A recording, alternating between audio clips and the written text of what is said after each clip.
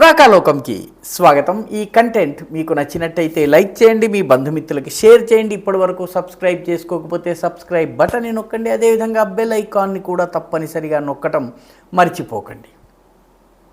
మిత్రులారా, 2024 ఎన్నికల తరువాత ప్రధానమంత్రి నరేంద్ర మోదీ ఆయన ప్రభుత్వము బీజేపీ ముఖ్యంగా 240 సీట్ల దరిదాపులోనే ఆగిపోయింది. పూర్తి మెజారిటీ రాలేదు. 2 మిత్రపక్షాలపైన ఆధారపడి ప్రభుత్వం ఏర్పాటైంది. అందులో ఈ 2 మిత్రపక్షాలు ఏవైతే ఉన్నాయో, మిగతా అనేక పార్టీలు ఉన్నప్పటికీ ఈ 2 మిత్రపక్షాలు, ఒకటి జనతాదళ్ యునైటెడ్, రెండవది తెలుగుదేశం పార్టీ, 2 కూడాను అంత నమ్మదగ్గ మిత్రపక్షాలు కావు. ఎందుకంటే తెలుగుదేశమును గొంతెమ్మ కోరికలు కోరడంలో బాగా సిద్ధాస్తురాలైనటువంటి పార్టీ. అదేవిధంగా నితీష్ కుమార్ ఎప్పుడు ఏ కూటమిలో ఉంటాడో తెలియనటువంటి పార్టీ. కాబట్టి ఈ 2 పార్టీల మీద ఆధారపడ్డటువంటి ఈ ప్రభుత్వము బలహీనంగా ఉంటుంది, నిర్ణయాలు తీసుకోలేదు, లేకపోతే దృఢమైనటువంటి చర్యలు తీసుకునే విషయంలో కొంచెం వెనకడుగు వేస్తుంది అని చాలామంది భావించారు. ముఖ్యంగా కాంగ్రెస్ దాని అనుకూల ఈకో సిస్టమ్ ఏదైతే ఉందో అది భావించింది. దీంతోపాటు విదేశాలలో ఉన్నటువంటి డీప్ స్టేట్, అంటే భారతదేశంలో బలమైన ప్రభుత్వం ఉండకూడదు అని భావించేటటువంటి సామ్రాజ్యవాద శక్తులు కావచ్చును, ఇవన్నీ కూడాను ఈసారి మోదీ 3.0 కొంత బలహీనంగా, కొంత వీక్గా, కొంత శక్తి విహీనంగా, కొంత సారవిహీనంగా ఉంటుందని భావించారు. కానీ ప్రధానమంత్రి నరేంద్ర మోదీ అధికారంలోకి వచ్చిన తరువాత 240 సీట్లకు కుచించుకుపోయిన పార్టీలాగా, 2 పార్టీల మద్దతుతో ప్రభుత్వంలోకి వచ్చినటువంటి పార్టీలాగా ఎక్కడా వ్యవహరించటం లేదు. ఇది వాళ్ళందరికీ కూడా ఆశ్చర్యం కలిగిస్తుంది. ఎందుకంటే ఇప్పటి వరకు కీలకమైన మంత్రి పదవులన్నీ బీజేపీ దగ్గరే ఉన్నాయి.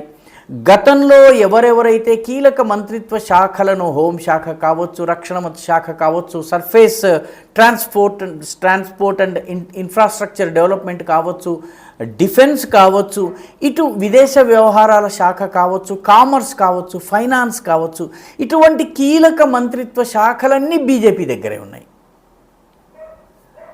283 సీట్లు వచ్చినప్పుడు ఎలా ఉందో, 303 సీట్లు వచ్చినప్పుడు ఎలా ఉందో ఇప్పుడు కూడా అలాగే ఉండడం అనేది చాలామందికి మింగుడు పడలేదు.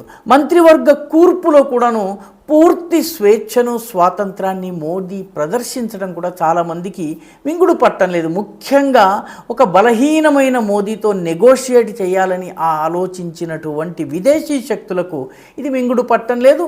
ముఖ్యంగా మోదీ పైన ఈసారి వరుసగా దాడి చేయొచ్చు అని భావించినటువంటి విపక్షాలకు కూడా మింగుడు పట్టం లేదు.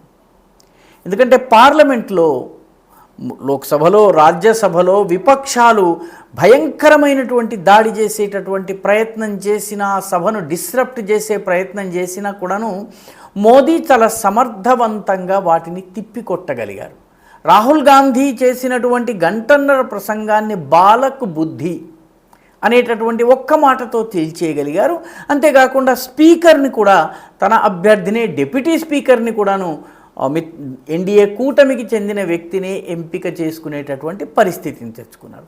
వీటన్నిటికన్నా సమస్యాగ్రస్తమైనటువంటి ముఖ్యంగా విపక్షాలకు, ముఖ్యంగా కాంగ్రెస్ పార్టీకి ఇబ్బందికరమైనటువంటి విషయం ఏంటంటే, మోదీ చాలా స్పష్టంగా సిబిఐ, ఈడీ, ఐటీ డిపార్ట్మెంటుల దురుపయోగము అన్నటువంటి పదజాలం ఏదైతే విపక్షాలు వాడాయో ఆ విషయంలో చాలా స్పష్టంగా తిప్పికొట్టారు.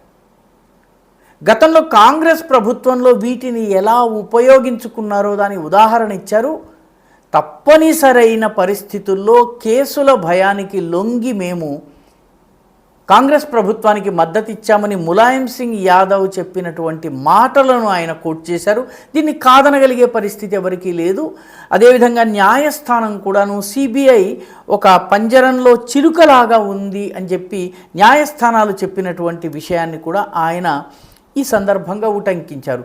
దీనితోటి విపక్షాల ఆర్గ్యుమెంట్ని తిప్పికొట్టడం జరిగింది. అంతేకాకుండా ఆయన అన్నటువంటి మరొక్క మాట ఇప్పుడు విపక్షాలకి, ముఖ్యంగా కాంగ్రెస్ పార్టీకి కలవరం కలిగిస్తోంది. అదేంటంటే, నేను ఈడీకి, సిబిఐకి, ఐటీ విభాగాలకు పూర్తి స్వేచ్ఛనిస్తున్నాను. కేసు గనక ఉన్నట్టయితే, అవినీతి గనక జరిగినట్లయితే, ఆధారాలు గనక దొరికినట్లయితే తప్పనిసరిగా ముందుకు వెళ్ళండి. ఎటువంటి రాజకీయ ఒత్తిడి మీ పైన ఉండే ప్రసక్తి లేదు. మీరు పూర్తి స్వేచ్ఛతో యాక్షన్ తీసుకోండి అని నేను వాళ్ళకి పూర్తి స్వేచ్ఛనిచ్చాను అని చెప్పారు. దీని అర్థం ఏంటంటే, ఇంతకాలము ఏదో ఒక సాకుతో పక్కన పెట్టి ఉన్నటువంటి నేషనల్ హెరాల్డ్ కేసు కావచ్చును, లేకపోతే వివిధ విపక్షాలకు సంబంధించి ఆధారాలు ఉన్నటువంటి, సాక్ష్యాధారాలు ఉన్నటువంటి కేసులు ఏవైతే ఉన్నాయో వాటిలో ఈడీ కానీ, ఐటీ కానీ, అదేవిధంగా సిబిఐ కానీ మరింత దృఢంగా ముందుకు వెళ్ళే అవకాశం ఉంది.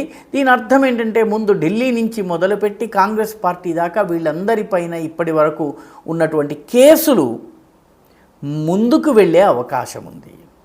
అందున రాహుల్ గాంధీ, సోనియా గాంధీ ప్రస్తుతము బెయిల్ మీద బయట ఉన్నారు. జగన్మోహన్ రెడ్డి ఏ రకంగా బెయిల్ మీద బయట ఉన్నారో, చంద్రబాబు నాయుడు ఏ రకంగా బెయిల్ మీద బయట ఉన్నారో, హేమంత్ సోరెన్ ఏ రకంగా బెయిల్ మీద బయట ఉన్నారో, అదేవిధంగా రాహుల్ గాంధీ, అదేవిధంగా సోనియా గాంధీ వీళ్ళిద్దరు కూడా ప్రస్తుతము ఇండియన్ హెరాల్డ్ కేసులో బెయిల్ మీద బయట ఉన్నారు. కాబట్టి వీళ్ళు ఇప్పుడు రానున్న రోజుల్లో వరి అయ్యేటటువంటి పరిస్థితి ఉంది. అంతేకాకుండా చాలా దృఢమైనటువంటి యాక్షన్ తీసుకోమన్నటువంటి ఆదేశాలు నేను ఇచ్చాను అని ప్రధానమంత్రి చెప్పడమే కాకుండా ప్రతివారీ లెక్క తీస్తామన్నటువంటిది ఆయన పార్లమెంటు సాక్షిగా చాలా బలంగా, చాలా దృఢంగా ప్రకటించడం కూడాను విపక్షాలకు, ఎవరైతే ప్రధానమంత్రి కొంచెం బలహీనంగా ఉంటారని భావించారో వాళ్ళందరికీ కూడాను కాస్త నిరాశ కలిగింది. విదేశాల్లో ఉన్నటువంటి శక్తులకు కూడా నిరాశ కలిగింది. ఎందుకంటే ఇప్పుడు ప్రధానమంత్రి రష్యాకి వెళ్తున్నారు. రష్యాకి వెళ్ళడము, ముఖ్యంగా యుక్రెయిన్తో యుద్ధం జరుగుతున్న సమయంలో రష్యా దగ్గరికి రష్యాలో పర్యటించటము, ఇది ఒక రకంగా అటు చైనాని సవాలు చేయటము, చైనా రష్యాల మైత్రికి సవాలు చేయటం అవుతుంది. మరొక వైపు అమెరికాకి సంబంధించినటువంటి ప్రయోజనాలు ఏవైతే ఉన్నాయో, నాటో కూటమి ద్వారా అమెరికా స్పష్టంగా యుక్రెయిన్ వైపు ఉంది. దానిని కూడా సవాలు చేస్తూ ఇంతకు ముందు కూడాను ప్రభుత్వము రష్యా వ్యతిరేక తీర్మానము యుక్రెయిన్ రష్యా యుద్ధం విషయంలో చేయాలని ప్రయత్నించినప్పుడు భారత ప్రభుత్వం అడ్డుపడింది, అంటే సంతకం చేయలేదు దాని మీద. అదే ధోరణిని 240 సీట్లు ఉన్నా కూడాను ప్రధానమంత్రి చాలా స్పష్టంగా, నిర్ద్వంద్వంగా, నిక్కచ్చిగా, నిర్మోహమాటంగా దేశ ప్రయోజనాలకే పెద్ద పీట వేస్తూ పాటించబోతున్నారు. ఆయన రష్యా పర్యటన ఇప్పుడు ఈ అమెరికా, యూరోపియన్ యూనియన్ ఇటువంటి దేశాలన్నింటికీ కూడాను ఈ వెస్టర్న్ బ్లాక్ ఏదైతే ఉందో దీనికి ఒక రకంగా దిగ్భ్రాంతి కలిగించేటటువంటి వార్త. మోదీ ఏదో ఒక అడుగు వెనక్కి వేస్తారు అని చెప్పి వాళ్ళు ఏదైతే అంచనా వేశారో అది అబద్ధమని చెప్పి ప్రధానమంత్రి రుజువు చేశారు. ఈ వీడియో మీకు నచ్చినట్టయితే లైక్ చేయండి, షేర్ చేయండి, ఈ ఛానల్కు సబ్స్క్రైబ్ చేయండి. మీ అభిప్రాయాన్ని కమెంట్ల రూపంలో తప్పనిసరిగా పంపించండి.